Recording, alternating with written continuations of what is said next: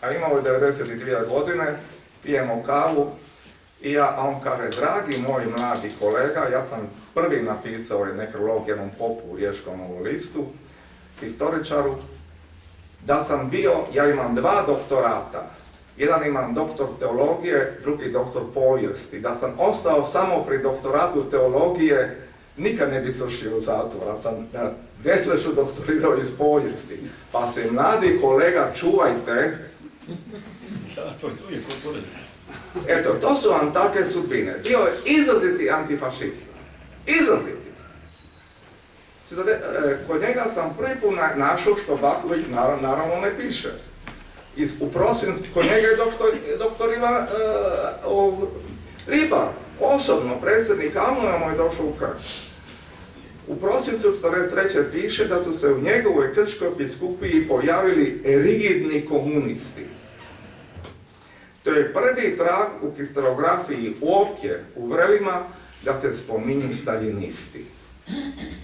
A 1944. godine već dolaze na površinu smatrajući da je pobjeda već tu i da suputnici više nisu potrebni. A suputnici, vi se sjećate iz starije generacije, to je Staljinov izlaz za 20. godina i sad je počela čistka i svećenika, aktivni pogotovo u zapadnoj Hrvatskoj i građanstva i tako dalje.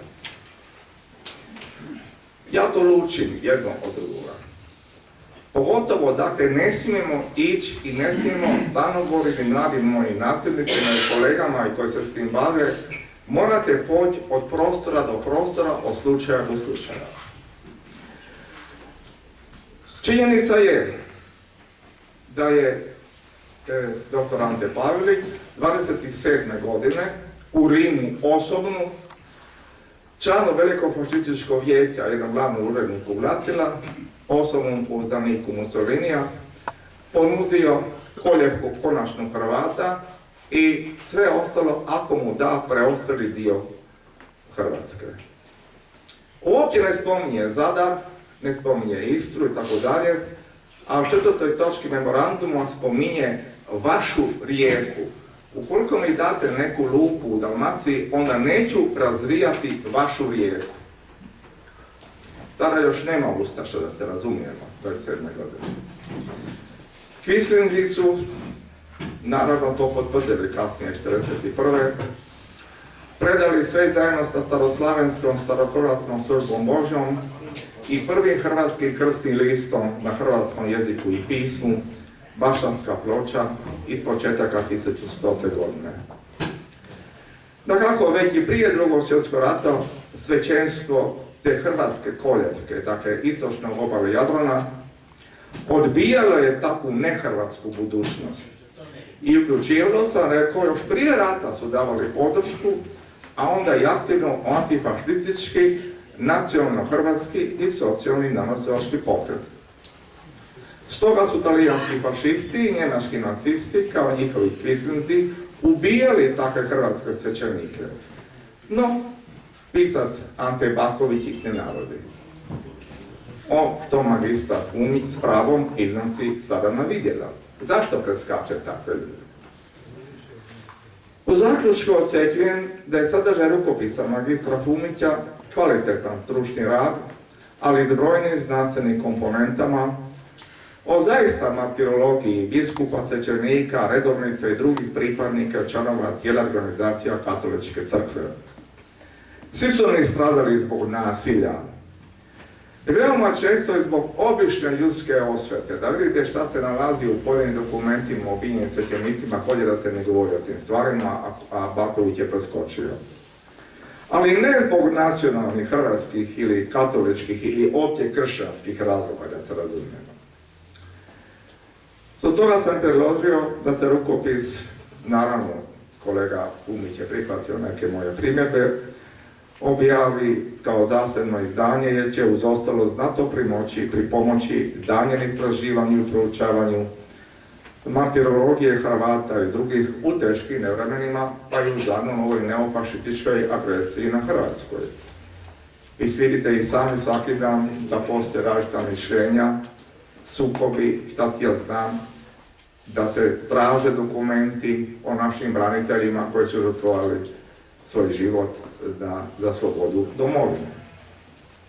Moj zavičajni otok Krk uopće nije bio ugrožen. Poginulo ih je blizu 20 dečki. To je jedini, koliko ja znam, slučaj u Hrvatskoj da nije bilo nijednog dezertera. Prethodnom predsjedniku sam ovako sjedio, u njegovom rodnom mjestu je bilo dezertera.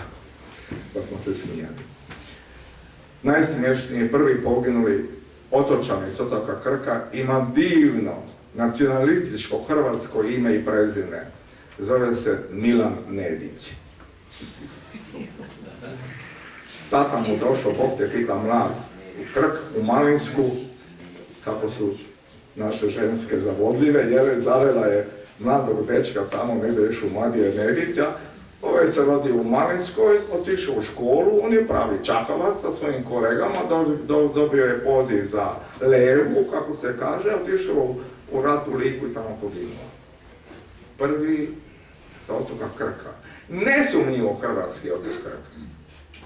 Prva riječ hrvatski sa hrvatskim riječima, glagolicom, piše uz hrvatskog kralja Zvonimira oko 1100. Prvi poginuli branitelj je Milan Nedić. Dakle, zamislite malo. Čestitost i poštenje je na svim razinama. Samo trebaš izvući. Kolega Baković, ja sam s njim govorio par puta, nije me poslušao. Mogao je napraviti puno bolju knjigu i dalje će se javljati, pogotovo kad ovo dođe u širu javnost, ova knjiga, mala knjiga, ali prepuna podataka od magistra Fumića. Tako se nije smjelo pristupiti i povijest katoličkoj crkvi, ko što jedan aktivan svećenik napravio. Eto, to je moj konačni zaključak.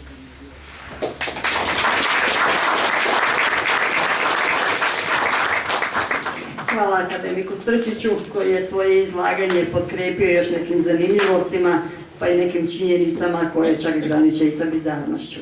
I naravno na kraju autor Ivo Fumić koji će nam, vjerujem, pokušati objasniti što ga je nagnalo, uopće ponukalo da na jednu ovako debelu knjigu stoji ovdje na stolu, odgovori jednom ovako malom i tankom knjigom na samo jedan segment ove debele knjige. Ivo, izvolite.